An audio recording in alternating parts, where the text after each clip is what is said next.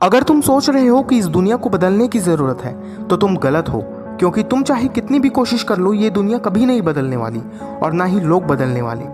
ज़रूरत है तो तुम्हें खुद को बदलने की, क्योंकि जब तुम अपने थॉट्स बदलते हो, सोचने के नज़रिए को बदलते हो, तो तुम्हारे लिए आधे से ज़्यादा दुनिया खुद ब खुद बदल जाती। सबसे पहला चीज़ है इमेजिनरी करियर। गोल्स को इमेजिन करना बहुत आसान होता है, लेकिन जब हम लाइफ की रियलिटी देखते हैं तो वो इमेजिनेशन टोटली डिफरेंट होती है। एक छोटा सा 5 साल का बच्चा सोचता है कि वो बड़ा होकर ट्रैक्टर चलाएगा, लेकिन जब वो बड़ा हो जाता है तो उसे रियलिटी पता चलती है कि ट्रैक्टर चलाना एक सही करियर ऑप्शन नहीं है। लाइफ के हर स्टेज में हमारा डिसीजन बदलते रहता है, क्योंकि हम अक्सर लोगों से प्रभावित जल्दी हो जाते हैं, उनके लाइफ को दोहराने की कोशिश करते हैं। एक टीनेजर टैटू बनाने के लिए पैसे देता है, तो वहीं एक यंग मैन उस टैटू को हटाने के लिए पैसे देता है।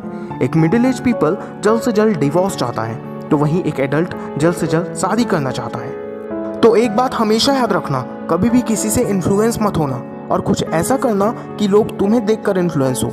अपने करियर को प्रैक्टिकली चूज करना, इमोशनली नहीं। दूसरी बात है, ज़्यादातर लोग सोचते हैं कि मोटिवेशन से ही सब कुछ होता है, लेकिन मोटिवेशन से भी ज़्यादा इंपॉर्टेंट करता है तुम्हारा एनवायरनमेंट। मैं आपको इसे एक छोटी सी कहानी के थ्रू समझाने की कोशिश करता हूँ। अगर हम एक स्वस्थ इंसान को 1 महीने तक पागल खाने में रखते हैं तो धीरे धीरे उसकी हरकतें पागलों जैसी हो जाएगी, और उसे वहीं 1 साल तक रखें तो शायद वह पागल ही बन जाएगा।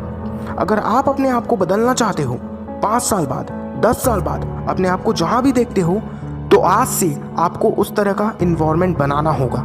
मान लो आप डॉक्टर बनना चाहते हो, तो दुनिया की नज़र में भले ही आप 5 साल बाद डॉक्टर बनेंगे, लेकिन आज से अपनी नज़र में खुद को डॉक्टर देखना शुरू कर दो। तो हम अपने इन्वायरमेंट को किस तरीके से चेंज कर सकते हैं? अगर आप पढ़ने बैठे हैं तो एक बात हमेशा याद रखना, तुम्हारा डेस्क बिल्कुल साफ सुथरा होना चाहिए, ताकि हमारे दिमाग में किसी भी तरह का बोझ ना रहे।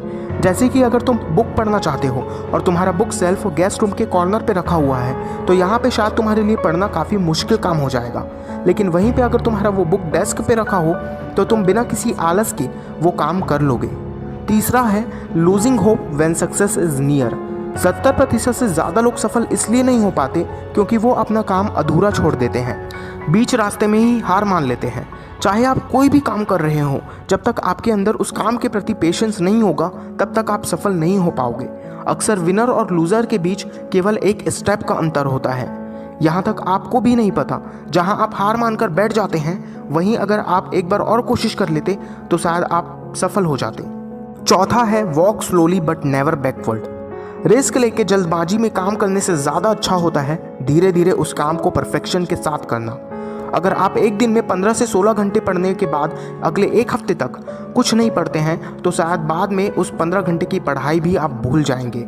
इसलिए ज़्यादा ज़रूरी ये है कि रोज़ करना, भले ही थोड़ा करना, और इसके बाद आप अपने काम में ग्रेजुअली इंक्रीज ला सकते हैं। जैसे कि आज अगर आप 1 राउंड दौड़ते हो तो अगले 4 दिन बाद 2 राउंड दौड़ना शुरू कर दो, और उसके अगले 4 दिन बाद 3 राउंड दौड़ना शुरू कर दो, क्योंकि जब तक आप एक ही सर्कल में घूमते रहेंगे तब तक आप अपने डेस्टिनेशन तक नहीं पहुंच पाएंगे।